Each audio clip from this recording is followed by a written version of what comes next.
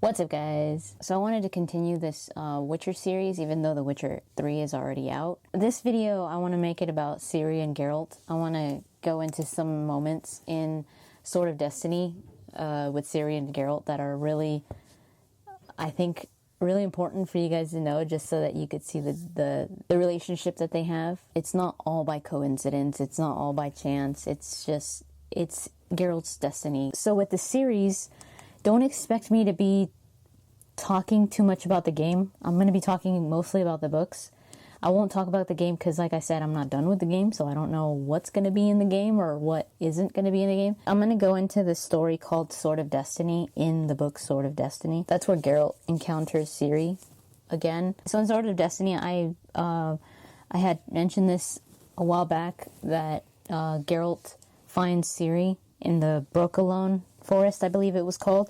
It's a forest that it belongs to the dryads, which are a forest creature, kind of, I guess they also call them like nymphs or forest fairies, I think. Even it sounds like they look pretty humanoid. They speak in a different language, and they can be very violent if anybody ventures near the forest. What they really want is complete separation from humans and dryads when it comes to not being a part of their society, because dryads, it sounds like they're all female. There is their actual species of dryads that are originally dryads, but there are also like humans that were turned into dryads. So one of the characters, one of the dryads that escorts Geralt to the Brokilon forest, through the Brokilon forest, was actually human once. Like, he could tell that she looks different.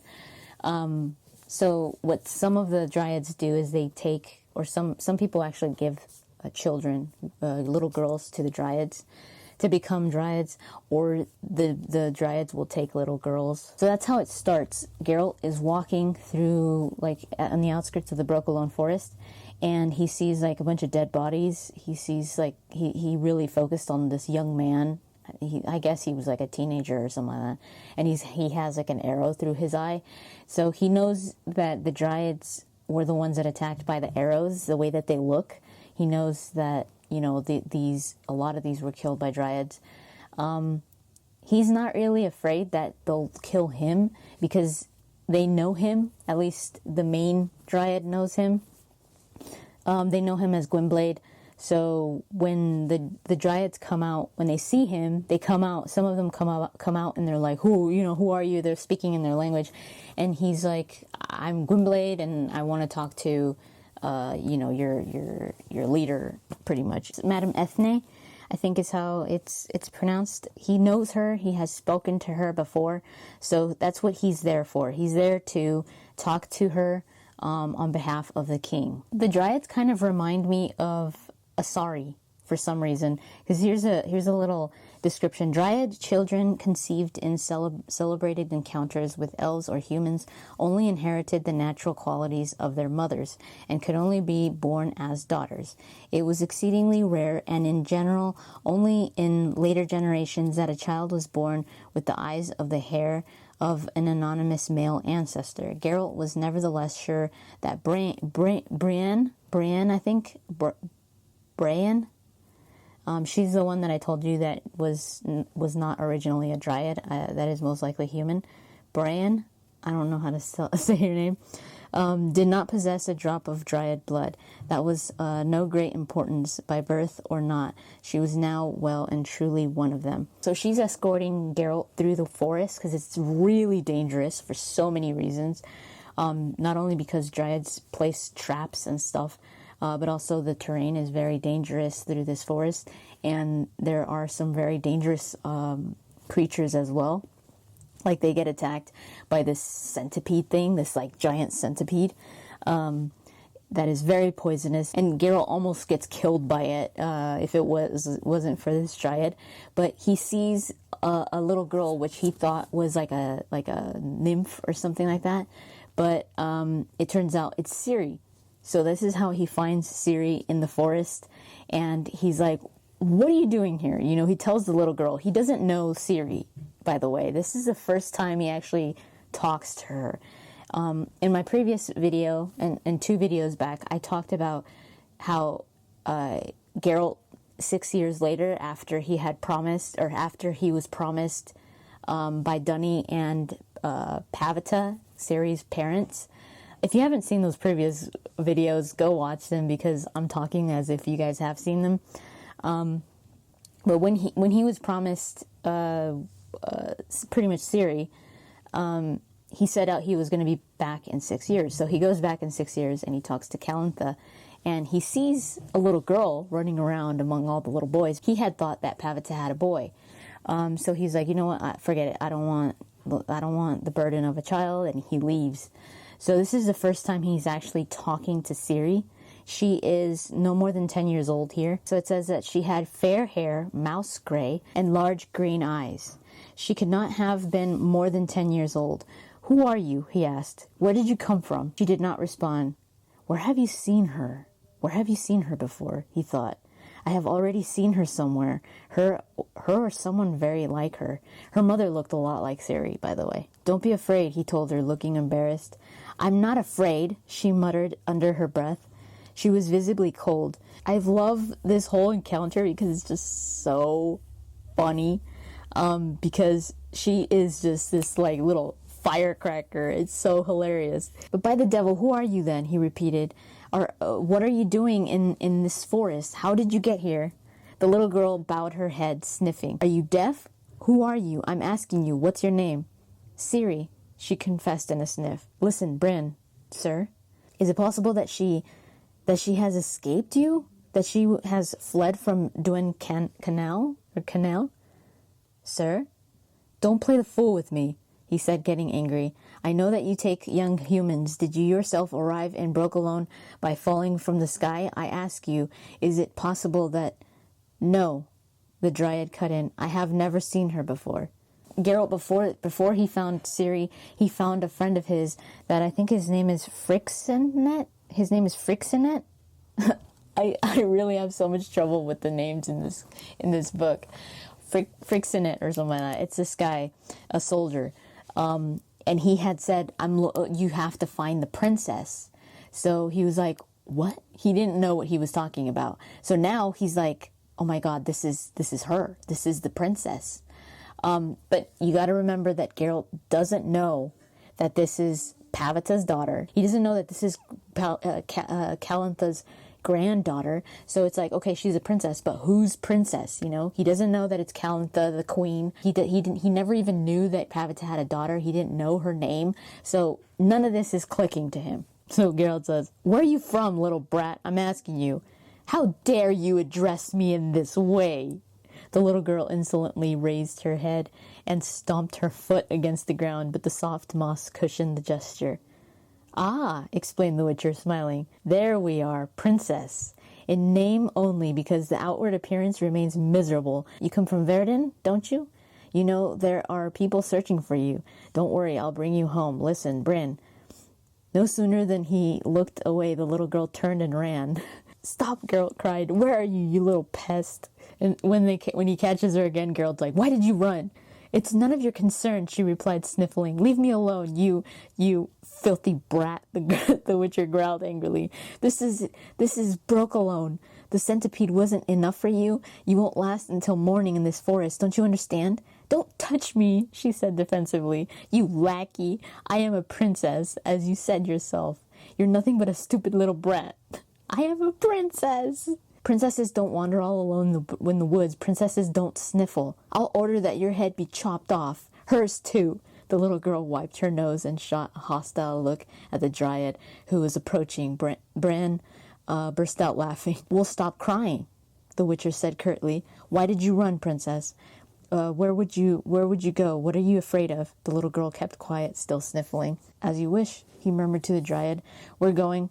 If you want to be alone in the forest, that's your choice. But the next time a Ygern, I guess a centipede, attacks you, don't bother to scream, because it certainly is not befitting of a princess. Princesses know how to die without complaint and how to blow their noses properly. Goodbye, your royal highness. Wait. Yes? I'll come with you. It is an honor. Isn't that right, Bran? But you can't take me back to Kistrin. Promise? Who is... Ah, by the devil, Kistrin, Prince Kistrin, the son of Ervil of Verdun. The little girl took out a small handkerchief and blew her nose, turning her face away. So Geralt wants to take her back to this Kistrin. Pretty much what happens is that Callantha had sent Ciri to be taken to this Kistrin kid, the prince, the son of Ervil. I guess he's the king. So she was being escorted there when they were attacked, and she just ran. She's like, bye. She doesn't want to marry this kid. She was going to... she had been promised for him, so she was going to go meet him, and she's like, no, I don't want to marry him. This is so cute. So they're walking, and Ciri's like, oh, the little girl wailed after a step. What is it? I have something in my leg. Wait, Bryn. Come on, little girl. I'll carry you on my shoulders. From the heat of her body emanated a smell of wet feathers. What is your name, princess? I forgot. Ciri. Where is your kingdom, if I may be permitted to ask? I will not say, she replied. I will not say, that's all. It wouldn't kill you. Stop squirming and don't sniffle in my ear. What explains your presence in Brokilon? You got lost? You took a wrong turn? Actually, I never get lost. Stop fidgeting. You ran away from Kistrin, Castle Nostrog, before or after marriage. How do you know? She asked, sniffing with a preoccupied air. I am incredibly intelligent. Why exactly flee into Brokilon? There were no directions less dangerous. It's my stupid horse. You're lying, princess. At your size, you could only ride a cat, and even then, it would have to be very sweet-tempered. Mark was leading it, the squire of the knight Voimir, in the forest. The horse stumbled and broke a leg. Then we got lost. You say that this never happens to you. He got lost, not me. There was fog. We got lost. I asked you, you fled before or after the marriage? I ran away, that's all. What does it matter to you? She said, frowning. Grandmother told me I had to go to a castle and get to know this Kistrin, only to get to know him. Then his father, the big king, Ervil. For him, right away, he only had marriage in mind. But me, I don't want this Kistrin. Grandmother told me he displeases you so much, the Prince Kistrin. I don't want him, Ciri declared hotly, sniffing loudly. He's big, stupid, and ugly. He has bad breath. Before I left, I saw one of his portraits where he wasn't so big. I don't want a husband like him. I don't want to marry. Ciri, the Witcher replied hesitantly. Kistrin is still a child, just like you. In a few years, he could become a nice, very attractive young man. Then they could send me another portrait in a few years, she snorted. And to him, too. He told me that I was a lot prettier than the portrait he received. He told me that he loved Alvina, a lady of the court, and that he wants to become a knight. You see, he doesn't want me, and I don't want him either. What good is that marriage? Ciri, murmured the Witcher. He is a prince, and you are a princess. Princes and princesses are made to unite. Such is the custom. That's how it is. You talk like all the others. You think you can lie to me because I'm still small. I'm not lying to you. You're lying. Where are we going? Ciri asked sadly. I want to know. Geralt kept quiet. Answer when I ask you a question, she threatened, underscoring her order with a loud sniff. Don't you know who is on you? He did not react. I'll bite your ear. The Witcher had had enough. He took the girl down from his shoulders and set her on the ground. Listen, kid, he said, sternly gripping the buckle of his belt. I'll put you over my knee and give you a good thrashing. No one will prevent me here. This is not the royal court, and I am neither a courtier nor a servant. You will regret not staying in Nostrog.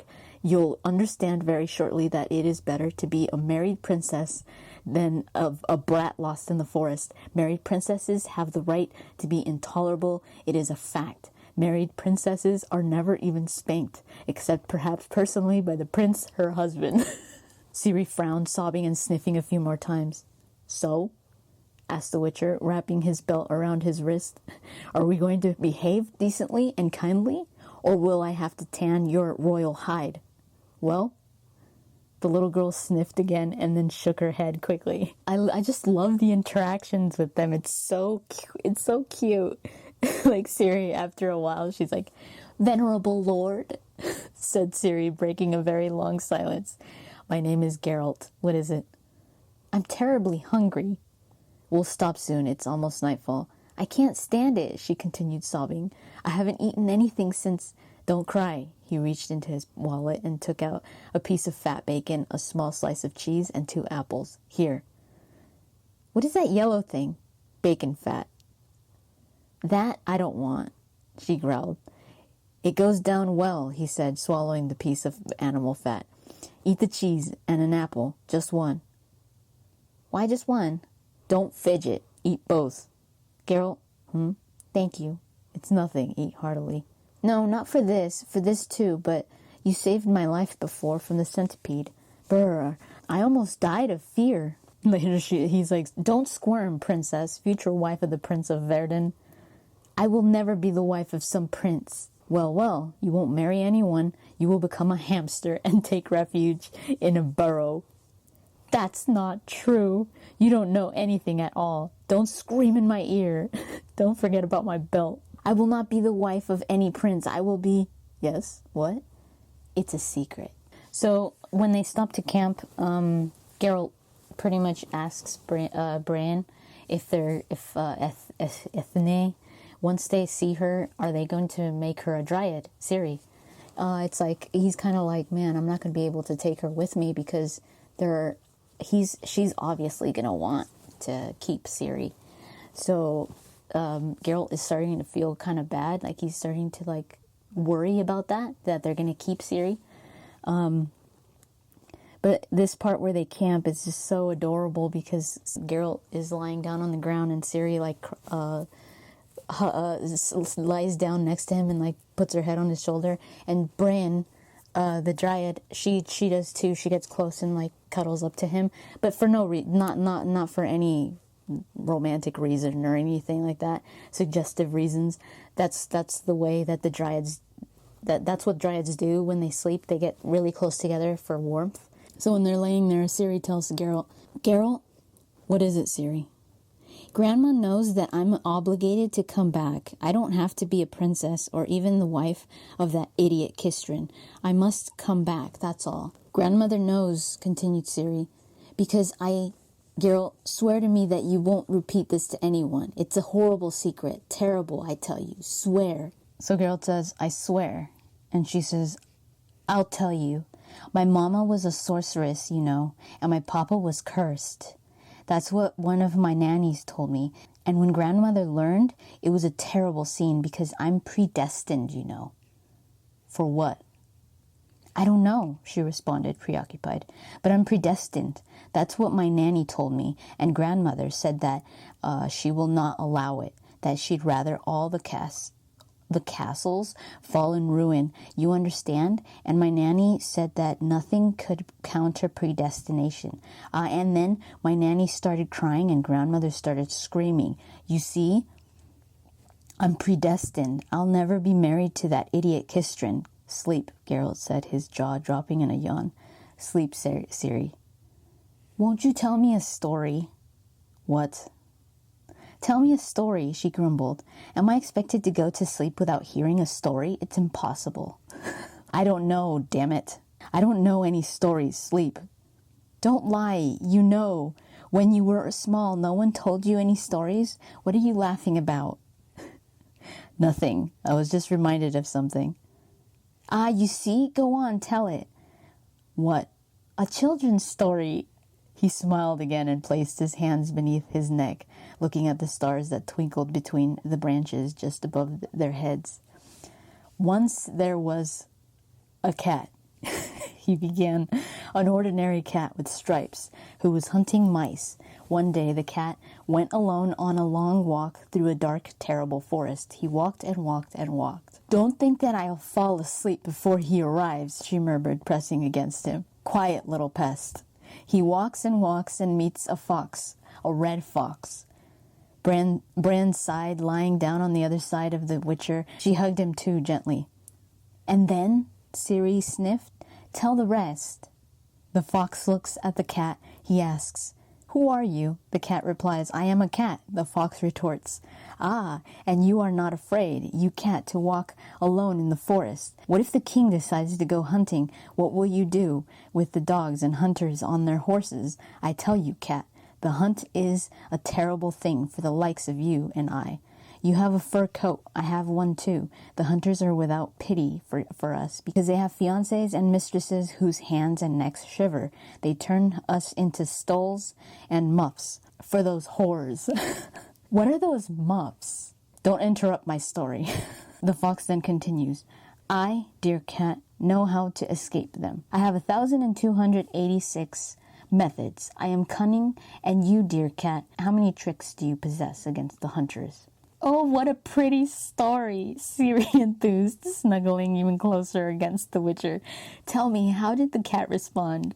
"Yes," Bran murmured from the other side. "How did he respond?" The Witcher turned his head. The dryad's eyes sparkled. Her tongue was slightly parting her lips. Evidently, he thought, young dryads are fond of stories. Just like young witchers, they are rarely told fictional stories. Young dryads fall asleep to the rustling trees. Young witchers to the ache of their muscles. Our eyes shone like Bran's when we listened to Vesemir's story there at Kaer Morhen. It was a long time ago. So long. "And then?" Ciri prompted impatiently. "What happened next?" The cat replies, "I, dear fox, do not have multiple ways, but only one. Hop, I climb up a tree. This should be sufficient." The fox smiles. "Well then, dear cat, you're nothing but a fool. Turn tail and run from here because you will perish if the hunters track you." Suddenly, without warning, with neither transition nor delay, the hunters emerge from the bushes on top of the cat and the fox. "Oh," Ciri whimpered. The dryad shook violently. "Quiet!" They throw themselves upon them, then shouting forward, "Skin their hides for the muffs, the muffs!" They unleash the dogs upon the cat and the fox, and the cat hop climbs up the tree as cats do, right to the top, and the dogs snap, seize the fox, even before the red-furred one could make use of one of his cunning routes. He was transferred into a lady's stole. The cat meows from the top of the tree, defying the hunters. They cannot reach him because the tree is too high. They wait at the bottom, swearing against the gods of the earth, but leave empty-handed. The cat then descends the tree and goes quietly home. And then? Nothing. The story is over. And the moral? Stories always have a moral, don't they? What? Bran asked, shaking harder against Geralt. What is that, a moral? Good stories always have a moral, bad ones don't, confirmed Ciri, sure of herself. That one was good, the dryads retorted. Each received what he deserved. Without hesitation, the top of the tree at once, and wait with wisdom, survive without resignation. Geralt chuckled. Weren't there any trees in the grounds of Castle Nastrog, Ciri? Instead of coming to Brokilon, you could have climbed to the top and waited for Kistrin to lose interest in the wedding. Are you making fun of me? Yes. You know that I can't stand you. That's awful, Ciri. You've touched me right in the heart. I know, she nodded, sniffing, and then pressed close against him. Sleep well, Ciri. So I really love that part. I thought it was so sweet how he's telling the story of the cat. It's obvious that this story was told to him by Vesemir, because it sounds like a very Witcher type of story, kind of like emphasizing the way that witches are supposed to be. You know, like the fox had so many ways of avoiding the hunters that none of them worked. You know, you've got to be quick, nimble, and you've got to make the decision fast. So they go to this Ethne in the Brokilon forest, and it's this beautiful forest, and he finds his friend there that was dying, this Frixnet or whatever, that wanted to take Ciri back home. He finds him there. So the dryads didn't end up killing him, because at first Geralt was like, "Could you please save my friend?" before he went to follow Bran, and he didn't know. He was like, "Man, I think they killed him." But they did take him in and saved him. Now they're going to use him as like a factory to make babies. Ethne pretty much does want Ciri to become a dryad. So she's like, no, yeah, that's what's going to happen. We're going to take her in and she's going to become a dryad. So this kind of like eats at Geralt a little bit. He is not too sure why. Like, he's just like, would you not reconsider? You know, she's royalty. This could bring you problems and stuff. So he pretty much goes there to talk to Ethne to see if there could be like a negotiation between the king and her, that, you know, that his troops could walk through that forest without getting freaking murdered. But she's like, no, I don't make any deals with anybody. So she's just not, no, she doesn't want it. But it's really interesting because when Geralt's going to leave, Ciri is there sitting with Ethne and she's combing her hair. And Ciri's like, I want to go with Geralt. She's like, I don't want to stay here. Like, I want to go with Geralt. And she's like, well, repeat what you told me to Geralt. And she says, it's my destiny. It's my destiny to not, you know, to go. And she tests Destiny by giving her this water that all the dryads drink. And she gives it to her. And Ciri drinks it and nothing happens to her. And Geralt's like, I bet it was just water. You know, she's just playing with me. Like, Ethne is just like trying to like play with me. It was just water. Nothing happens to Ciri. When this is supposed to like give Geralt drinks it and he starts like seeing all these crazy images and like he goes into this crazy trance. At this point, Ciri already figured out that Geralt is the one that she's destined for, because at this point she finds out that he's a witcher. So she's like, that's why I was talking about in a previous video that her nanny had told her that she was destined for a witcher, white-haired witcher. And so that's where she's like, oh my God, she puts two and two together and she's like, this is the guy I'm destined for. So that's why she's like, I need to go with Geralt. Like, I need to go with Geralt. It's my destiny. So after Geralt drinks this water, he remembers, like he could hear voices, and it's like, do you remember his own voice that said, I will return in 6 years, an arbor that the heat, the smell of flowers, the heavy and monotonous hum of bees, himself kneeling, offering a rose to a woman whose ashen curls were scattered beneath a narrow golden band. On the fingers, on the hand that took the rose, rings of emerald. Return, said the woman, return if you change your mind. Your destiny will be waiting for you. I never went back, he thought. I never went back to where? Ashen hair, green eyes. Again, his own voice in the darkness, into the uncertainty where everything disappears. There are only fires on the horizon, a whirlwind of sparks and purple smoke. Black curls, he sees Yennefer. It is too late. The thin lips appear to twist. A tear runs down her pale cheek very quickly, faster and faster, like a drop of paraffin along a candle. It's too little. There must be something more. Yennefer, nothingness against nothingness.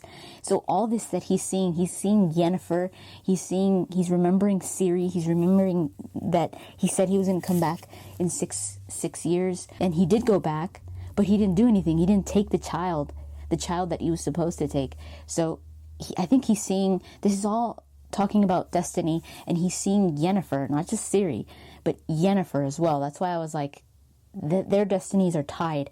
Yennefer, Geralt, and Ciri, they're all tied. They make one destiny, and that's why if it's just Geralt and Yennefer, it doesn't work. So that's why he keeps saying there's something more. Something more is needed. It's not just Yennefer and Geralt, because that doesn't work. So this is where he finds out. He remembers Calantha and everything. He sees all this when he drinks this, and he's like, this is the girl. This is Pavita's daughter. I need to take her because she's my destiny. They end up leaving the forest with Ciri. He leaves with Ciri because Ethne is like, I'm not going to mess with this. This is destiny. Nothing happened to her, which was weird, which meant that she was not meant to be a dryad. So she just leaves. She lets Ciri go with Geralt. When they're out of the forest and it's just him and Ciri, he's like, this is Pavita's daughter. And he thought, the child of the old blood. It's possible that she inherited this gift from her mother, because her mother had very powerful magic, if you remember from my previous video, the first video that I did. So he's wondering if Ciri has this magic because she has these sensations of where they're supposed to go. She's like, no, I think we have to go this way. And he's like, why? And she's like, I don't know. I feel like we're supposed to go that way. So he just follows her. And that's when he's like, I wonder if she has these powers. And he says, Ciri. He unbuttoned his shirt and took out his medallion. Touch it. Oh, she opened her mouth wide. It's a terrible wolf. It has fangs. Touch it. Oh. The Witcher smiled, feeling the violent vibration of the medallion and the waves traveling up the silver chain. It moved, Ciri murmured. It moved. I know. Come on, Ciri. You'll guide us. It's magic, isn't it? Of course. As predicted, the little girl sensed the way forward. At the end of this, he meets Malsac, who is the druid that was in that first story, the question of price story, where Pavita goes crazy and all that. The druid that was with Geralt. And Geralt's like, Malsac, we need to go to Calantha. We need to take her back. And Malsac's, okay, well, yeah, let's go. Let's tell her that you're going to take her because she's your destiny. That's where he decides, he's like, I'm not going. He's like, you take her. I'm not going to take her. Like, he's afraid. He's like, I don't want to be a part of this. Like, this is too much for me. She's a princess. She's a little girl. This is not the life for a little girl, a little princess. Ciri's sleeping and Geralt leaves when she's sleeping and she runs to him and she's like, Geralt.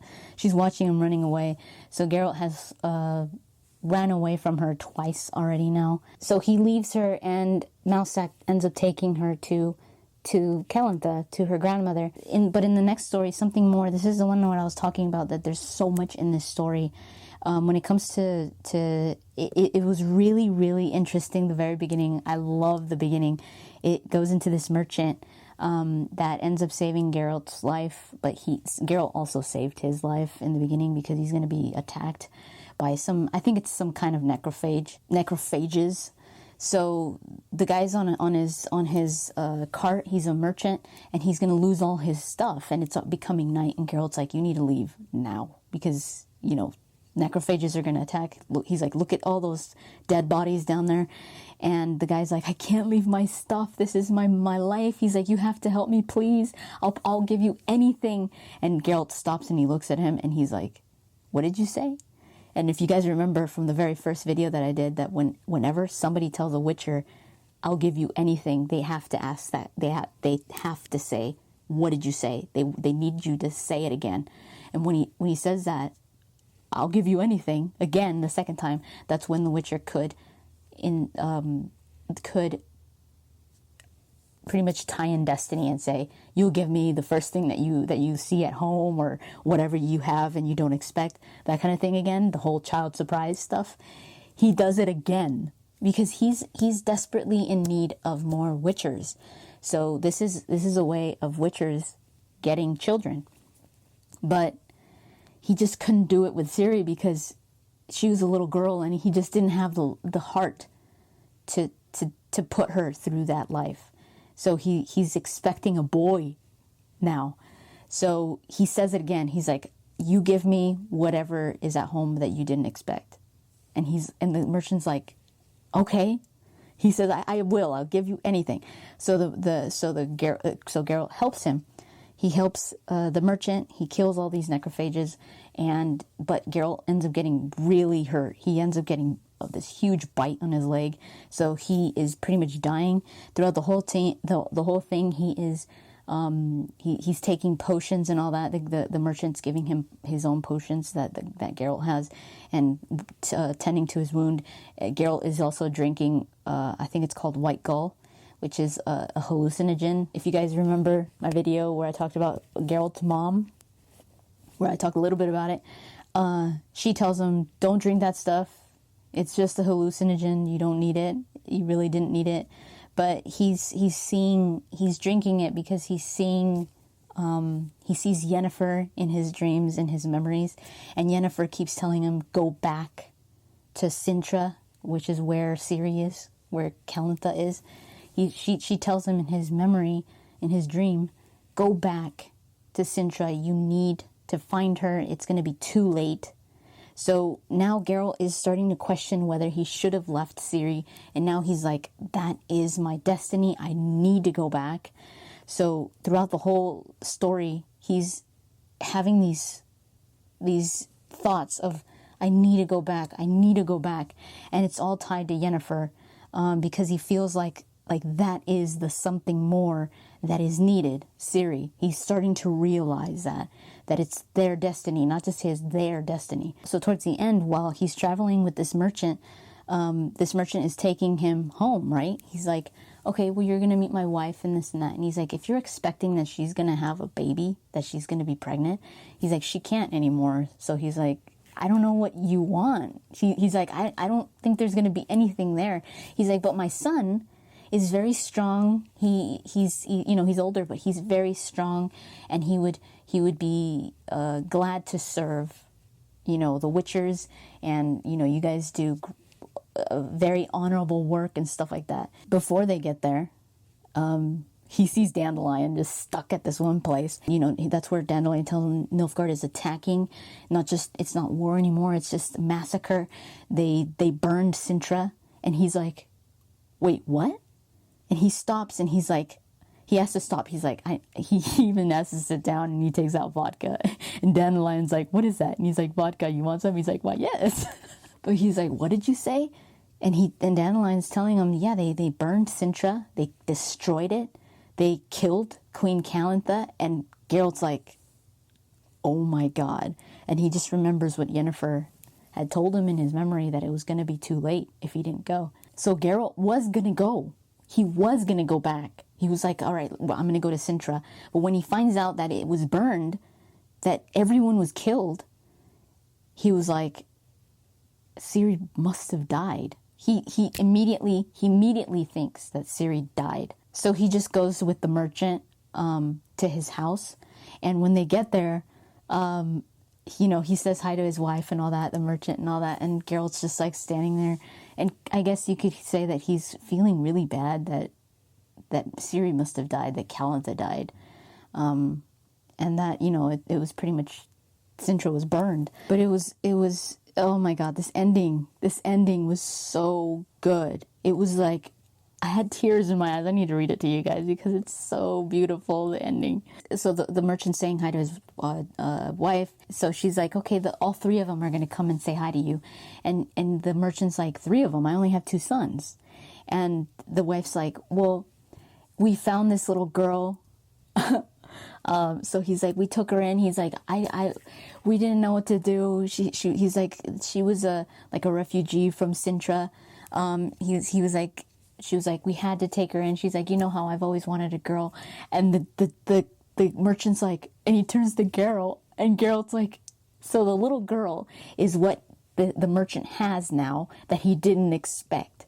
So this little girl turns out to be Ciri. Destiny just turns and turns and keeps slapping him in the face, saying, this is your destiny. You cannot avoid it. So he paused when he saw a small, thin, ashen-haired creature slowly reaching for the boys. The little girl looked at him with large eyes that were green as the grass in the spring and bright as 2 stars. He saw her suddenly pick up speed and run. He heard her cry out in a shrill and piercing voice, Geralt! The Witcher turned away from the horse in a swift and graceful motion. He ran to meet the young girl. Jurga, the merchant, was speechless. He never thought that a man could move so fast. They met in the middle of the yard, the little ashen-haired girl dressed in gray, the white-haired Witcher with a sword on his back, dressed in shiny silver-studded black leather. The Witcher jumped lightly. The little girl stumbled, the Witcher on his knees, then thin girlish hands around his neck, gray mousy hair falling on his shoulders. Geralt, the little girl repeated, clinging to the Witcher's chest. You found me. I knew it. I always knew it. I knew you'd find me. Ciri, the Witcher said. Jurga did not see Geralt's face, hidden by the ashen hair. He could only see hands clad in black gloves squeezing the girl's back and shoulders. You finally found me. Oh, Geralt, I waited all this time. Yes, a terribly long time. We'll stay together now, won't we? Now we'll be together, right? Say it, Geralt. Forever. Say it. Forever, Ciri. Yes, just like they said, Geralt, like they said. I'm your destiny. Say it. I'm your destiny. Jurga was astonished when he saw the eyes of the Witcher. You're something more, Ciri. Something more. And that's how it ends, and it's like, ah! I think when it says that the merchant saw Geralt's eyes, I think he must have seen tears in Geralt's eyes. That's what I think. So it's just like, oh, you know, something more. That's why it's called Something More. And that's what he kept saying throughout the book, is that there's something more needed. It's not just destiny. It's not just him and Yennefer. There's something more is needed, and that's Ciri. So he realizes that at the end of the book, and he finally takes her in. And at the beginning of Blood of Elves, he's taking her to Kaer Morhen to train as a Witcher. That's pretty much the whole everything when it comes to Ciri and Geralt in the Sword of Destiny, the book. She's pretty much only in the Sword of Destiny and Something More. Hopefully you guys enjoyed that. Let me know what you guys thought in the comments down below. That's pretty much it. Thank you so much for watching, and I'll talk to you guys later.